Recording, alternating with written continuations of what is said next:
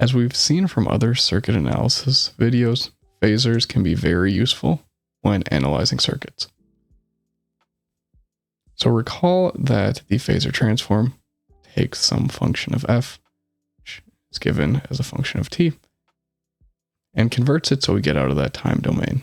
So if we had some time-dependent function, a times cosine of 2 pi f times t plus phi, we can phase transform this function simply to have the amplitude a times some exponential e to the j phi, where j is equal to I, which is equal to the square root of -1.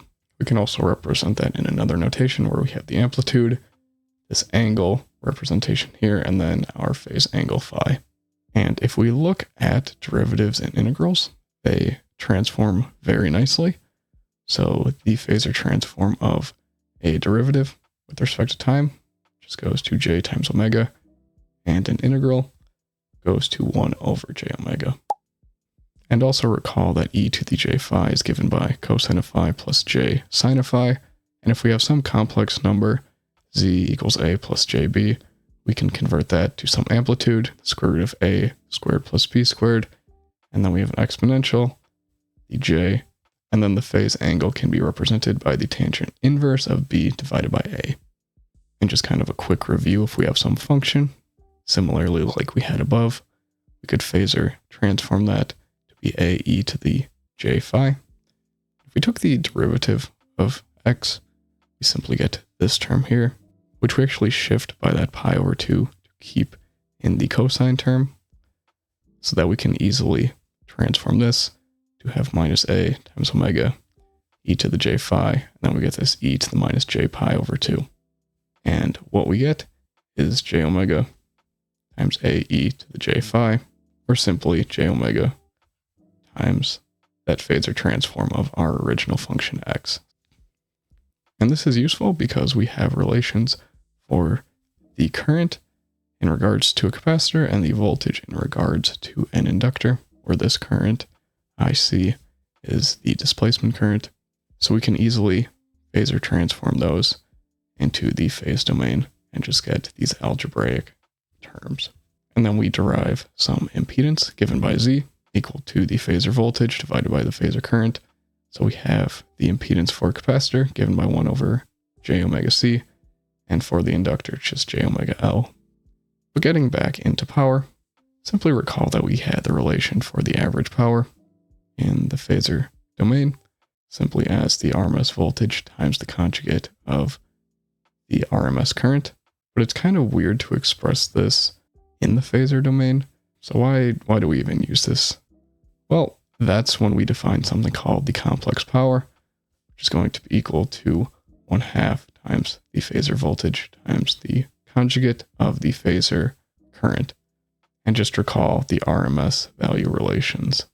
So if we have this complex power, we know that the real part will give us the average power, but we also get this imaginary term here. And this imaginary term is what we call Q.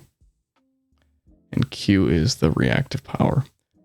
So the average power is given in watts, but the reactive power is given in volt-amp reactance. A little bit odd of a unit, but if you recall that the average power for capacitors and inductors were 0, or the reactive power, they actually have a non-zero value. And this is kind of the power stored or released by capacitors or inductors. So we've defined the average power, we've defined the reactive power, and what is S? What are the units here? Well, we have the average power again in watts, the reactive power in volt-amp reactance. We get the complex power in volt-amps. So if we consider 3 circuits, just to look at the complex power, we can first look at a resistive circuit here on the left and say that the RMS current is equal to 120, the phase angle of 0, divided by 10, the phase angle of 0 as well. And that gives us 12, the phase angle of 0 degrees. And what we can say is that the complex power is equal to the RMS voltage times the conjugate of the RMS current. We simply get that the complex power is equal to 120 times 12 with a phase angle of 0 degrees. And we can expand that into a complex number simply as 120 times 12. We know that S is also equal to the average power plus the reactive power. We have a real term here. This will be real. We don't have an imaginary term that we calculated, so Q is equal to 0. So what we can say is that the load absorbs the power. If we look at the middle circuit here, where we have a capacitive element, again, we get a similar RMS current, but this capacitive element can also be expressed as 10 with a phase angle of minus 90 degrees. Now from this, S is going to be equal to 120 times 12, phase angle of minus 90 degrees. And what that's going to equal is minus J 120 times 12. Setting that equal to the average power plus JQ. We see that we did not calculate a real term here, so P average is equal to 0, but Q is equal to minus 120 times 12. And what we can say from this is that the load supplies the reactive power Q. Not just moving quickly, we can say for the third circuit where we have an inductive load here, the RMS current is going to be equal to 120 phase angle 0 divided by 10 with a phase angle 90 degrees. It's going to equal 12 with a phase angle of minus 90 degrees. Then calculating our complex power, we simply get J 120 times 12.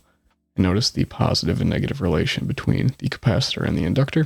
So setting this equal to the average power plus the reactive power.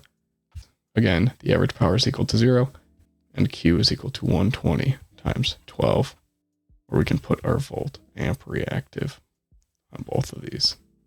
And from this, we can lastly say that the inductive load absorbs the reactive power.